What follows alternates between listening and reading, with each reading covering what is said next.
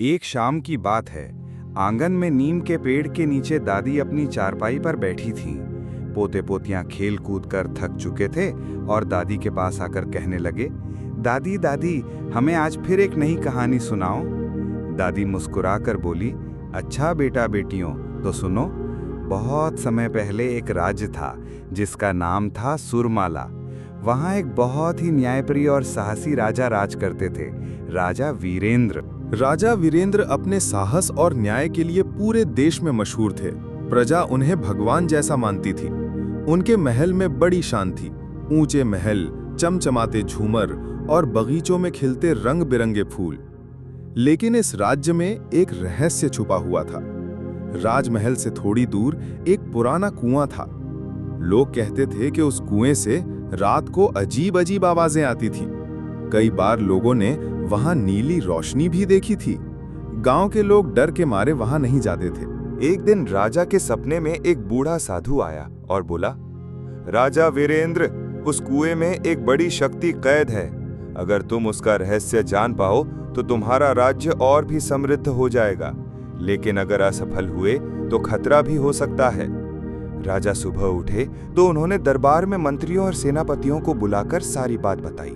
कुछ मंत्री डर गए, बोले, महाराज वह कुआं अपशकुन है, हमें दूर ही रहना चाहिए।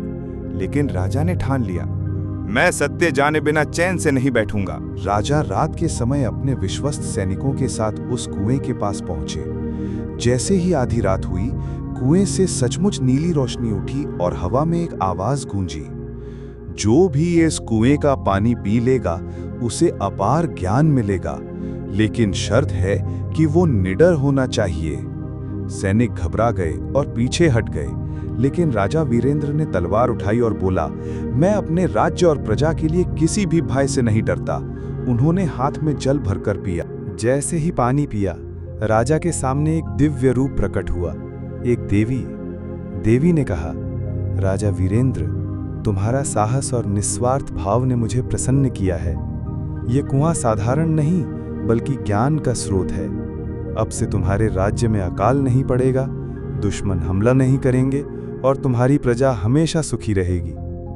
राजा झुककर आभार प्रकट करते हैं। तभी देवी धीरे धीरे आकाश में विलीन हो जाती हैं। उस दिन के बाद से सचमुच सुरमाला राज्य में कभी अकाल नहीं पड़ा।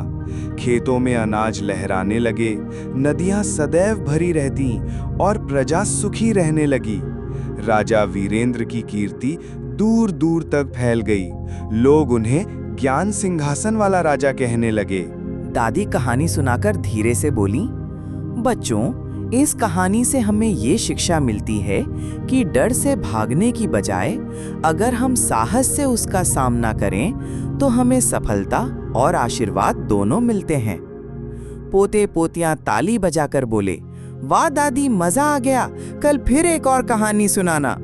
दादी मुस्कुराईं और सबको दूध पिलाकर सुला दिया।